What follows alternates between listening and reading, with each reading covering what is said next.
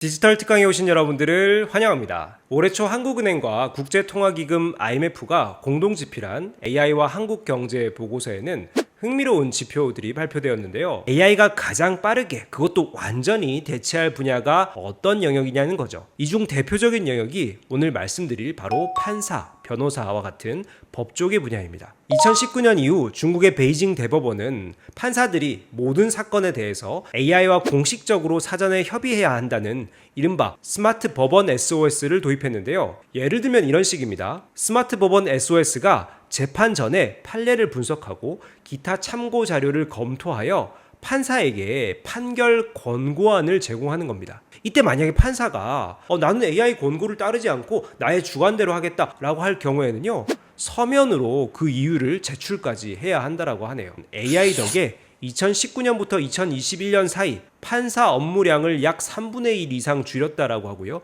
근무 시간의 경우 무려 17억 시간을 절약했다라고 하고요. 사회적으로는 450억 달러, 우리 돈 약 65조 원의 법적 판단 비용을 절감했다라고 하는데요. 이는 중국이 그 전년도에 지출한 모든 법률 비용과 맞먹는 금액이라고 합니다. 물론 중국이 AI 기술을 공적인 법률 시스템에 통합한 최초의 국가는 아닙니다. 2019년 캐나다에서 개인 상담에 대한 미납 수수료에 대해서 3개월간 싸우던 두 사람에게 스마트 세틀 원이라고 하는 AI 중재자를 붙여줬습니다. 알고리즘을 기반으로 양쪽이 수용 가능한 합의에 도달하도록 단계적으로 좋은 제안을 해주고 상호 합의를 이끌어내주는 AI 시스템인데요. 이 AI가 글쎄 단 1시간 만에 지난 3개월간의 분쟁을 끝내버렸다고 합니다. 이러한 온라인 디지털 분쟁 해결 도구를 ODR, 온라인 분쟁 해결 시스템이라고 하는데요. 미국 유타주와 코네티컷주의 법원을 포함해서 많은 법원이 이러한 형태의 ODR을 최근 사용하기 시작했습니다.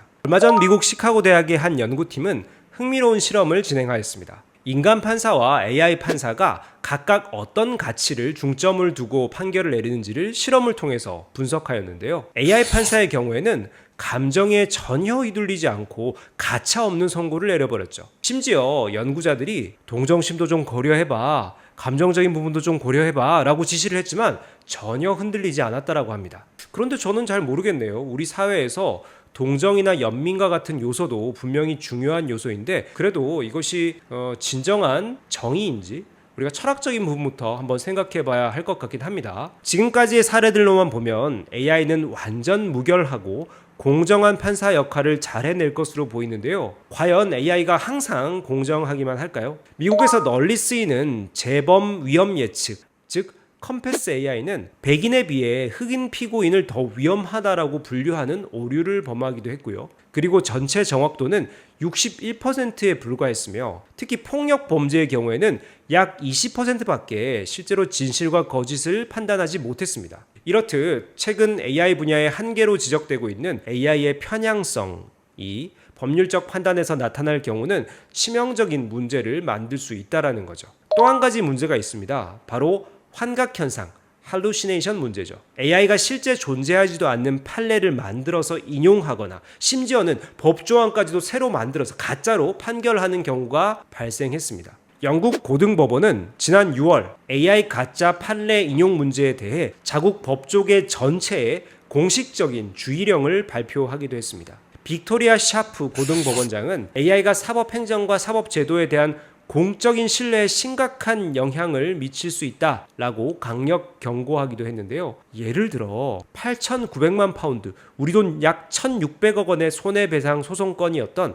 카타르 국립은행 사건에서 원고 측이 제시한 45개 판례 인용 중에 18개가 가짜로 판명되었고요. 결국 원고 측 변호인이 이것은 AI로 사용해서 작성한 것이다 라고 이것을 인정하기도 했죠. 문제는 현재 전 세계적으로 AI를 활용하는 변호사와 판사의 비율이 크게 늘어나고 있다는 겁니다. 미국의 법률 데이터 분석가 데미안 샬로탱은 AI의 할루시네이션, 즉 환각 현상으로 인해 법원이 제재를 한 120건의 최근 사례를 분석해서 결과를 발표했는데요. 과거에는 변호사를 도와주는 법률 보조원이 해당 실수를 저지른 경우가 대부분이었다면 최근 들어서는 변호사가 직접 AI를 써서 변호하다가 할루시네이션 문제를 극복하지 못하고 이런 사건 사고가 발생하는 경우가 급격히 늘고 있다고 합니다. 여기까지 보자면 아직까지 AI가 인간 판검사 혹은 변호사를 완벽히 대체하기에는 일부 한계가 있어 보입니다.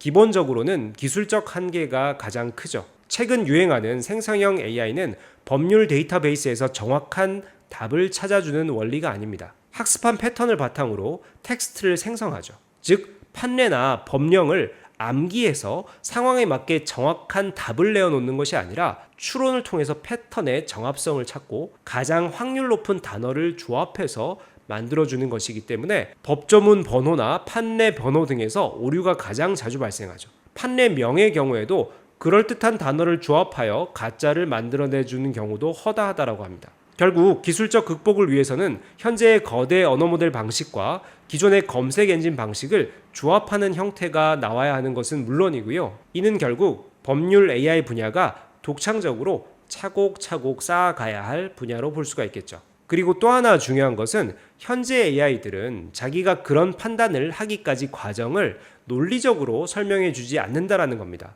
우리가 설명 가능한 AI라고 하는 기술이 빠르게 발전해야 되는 이유이기도 하죠. 이에 대한 대안으로서 AI가 만들어낸 결과물을 다시 한번 검증하기 위한 별도의 시스템을 설계하는 것도 하나의 현실적인 대안이 될 수 있습니다. 그러나 기술적 진보에 앞서 현 수준과 상황을 고려하였을 때 무엇보다 가장 필요한 것은 법조인들의 AI 리터러시, 즉 AI 활용 비판 역량이죠. AI를 얼마나 잘 이해하고 잘 활용하고 그것이 만들어내주는 결과물을 비판적으로 수용할 수 있느냐, 이것이 매우 중요해지는 시대입니다. 다음 콘텐츠에서 더 좋은 내용으로 찾아오겠습니다. 감사합니다.